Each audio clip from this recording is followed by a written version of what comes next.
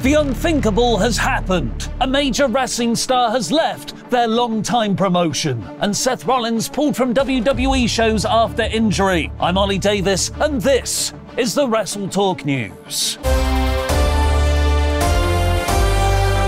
Support WrestleTalk!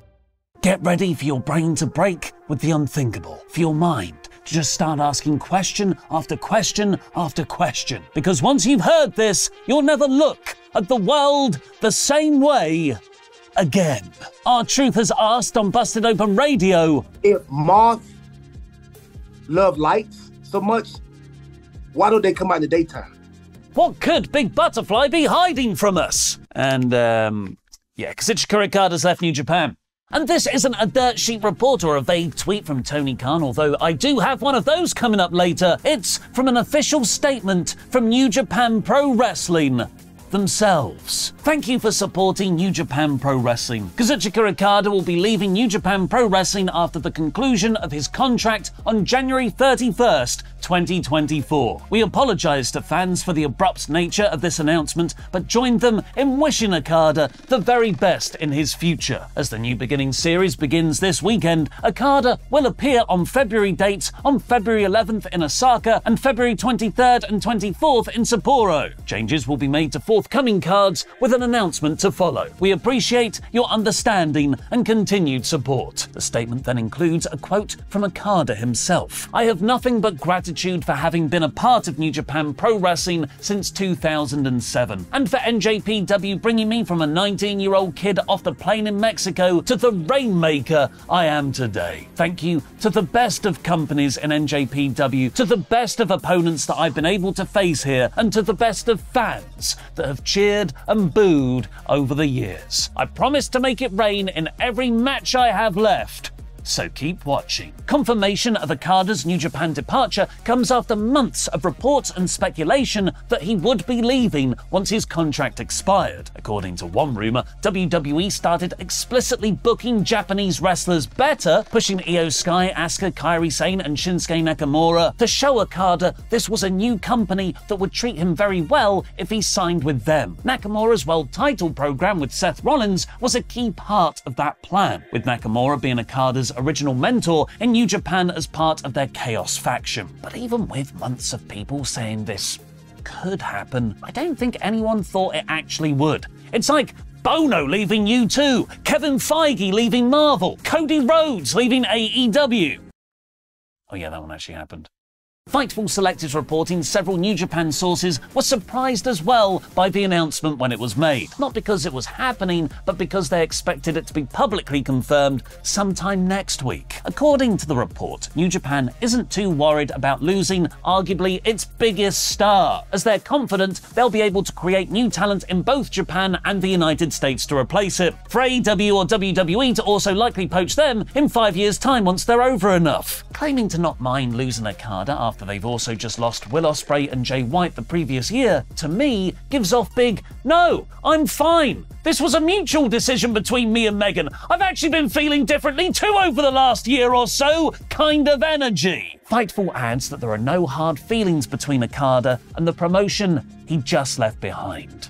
Let's dive into that. Okada is arguably not just New Japan's greatest wrestler, he's arguably the greatest wrestler of our generation. Some go so far as to say he's the greatest in-ring wrestler of all time. New Japan's head booker Gedo saw this potential in him from the start, controversially having him beat the then ace of New Japan, Hiroshi Tanahashi, for the IWGP Heavyweight title just 1 month after his main roster call-up. From 2016 to 2018, Okada would have the greatest world title run in modern wrestling history, which included his famous series of matches against Kenny Omega and set the title's longest reign ever at 720 days. Being the greatest wrestler of all time, though, is a lofty standard to maintain. And despite still putting on the occasional best match you've ever seen, Okada has more recently received criticism for not reaching those previous highs. We all watched his match against Will Ospreay from Saturday 13th's Battle in the Valley show in the office the other day, and we all had a similar feeling. Okada kind of looked bored. and it felt like Ospreay was the driving force behind the match. Hopefully that's more because Okada feels like he's accomplished all there is in New Japan, and a move elsewhere would reinvigorate his motivation, or, failing that, he can just go surfing with Nakamura. Of course, we watched that match because we thought it was Ospreay's last New Japan date. We didn't think we were watching Okada kind of finishing up too, because, on screen, New Japan never gave us any reason to think he would be. Okada's final year in New Japan, the promotion that made his name, had no real storyline substance. He spent most of the year either defending his never openweight six-man championships with Ishii and Tanahashi, or feuding with a wrestler from another promotion, AEW's Bryan Danielson. There was no big climaxing story, nor did he go out putting over and making a new star to replace him. The most he did in that regard was losing his first ever G1 final to Naito in August. Perhaps New Japan were complacent, deciding Okada leaving them was unthinkable too. Their official announcement has hints that Okada's departure did catch them by surprise, even referencing the statement's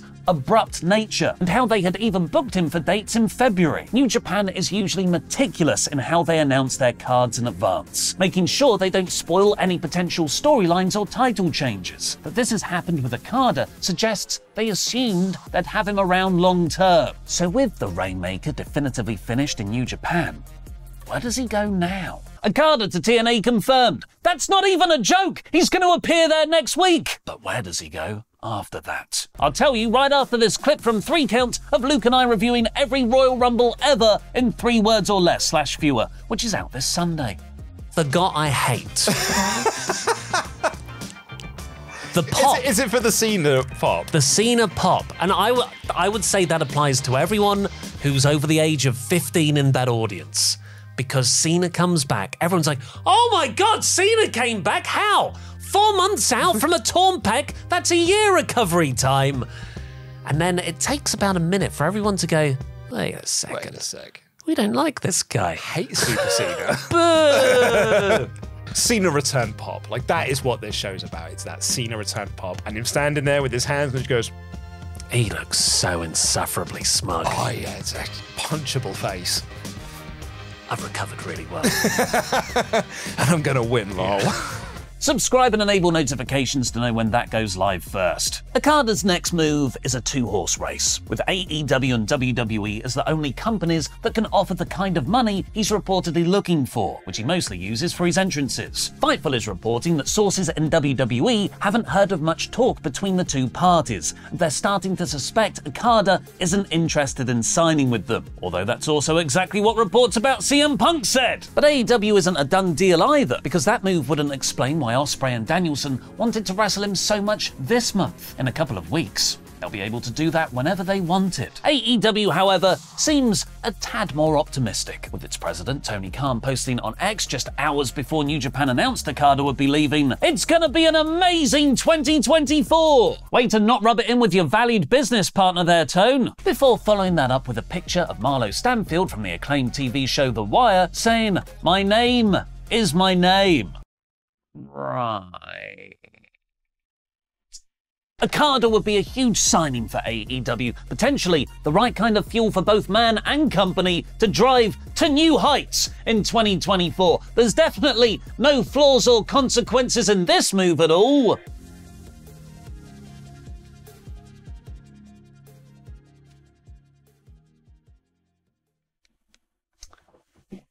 Just one more thing.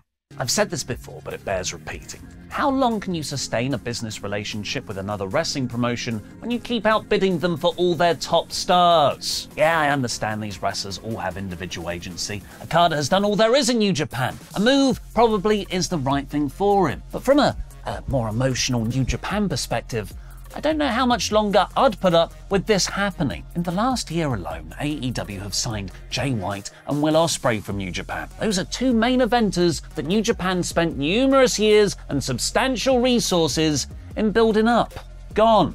AEW's Original Sin was also taking New Japan's main event Gaijin scene of Kenny Omega, the Young Bucks and more to launch their promotion. Again, I'm not criticizing the wrestlers for choosing that path. I just want to point out that New Japan took that so badly they didn't work with AEW for years because of the backstage heat. How long can you keep that forbidden door open when your best talent keeps walking out of it to get cigarettes and they never come home? Where do you think Okada will end up, and how do you think it could affect New Japan's relationships with AEW or WWE? Let me know in the comments because I'll be replying to people. Reign Omega! From out of nowhere.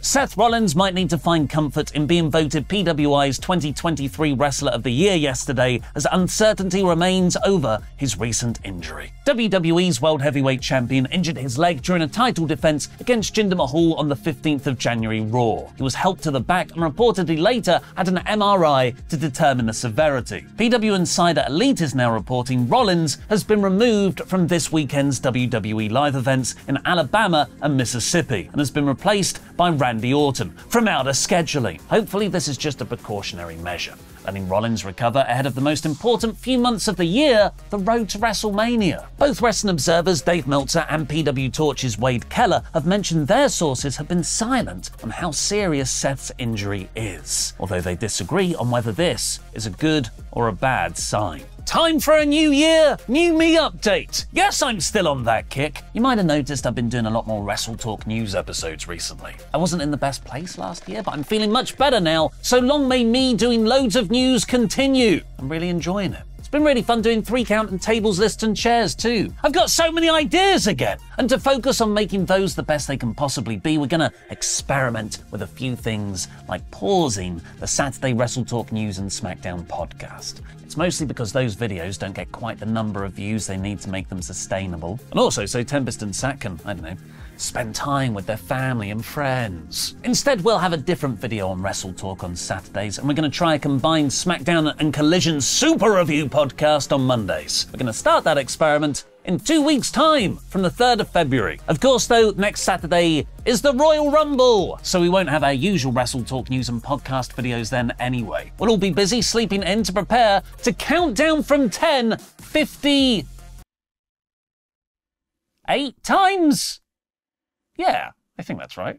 For our awesome Royal Rumble watch party, which will be streaming right here on the WrestleTalk YouTube channel. Cheap pop in the comments. That means tomorrow's show with Tempest and Sat will be the last Saturday news and podcast for a while. So please go give them some love in tomorrow's comments for several years of working Saturdays. We're going to work around Sat's schedule so we can get him on as many other shows like TLC as we can. Thanks for taking the time to stick around for this admin-y bit. Much love, OD Kiss. Speaking of tables, lists and chairs, go watch us count down the 10 worst wrestling entrance themes of all time now.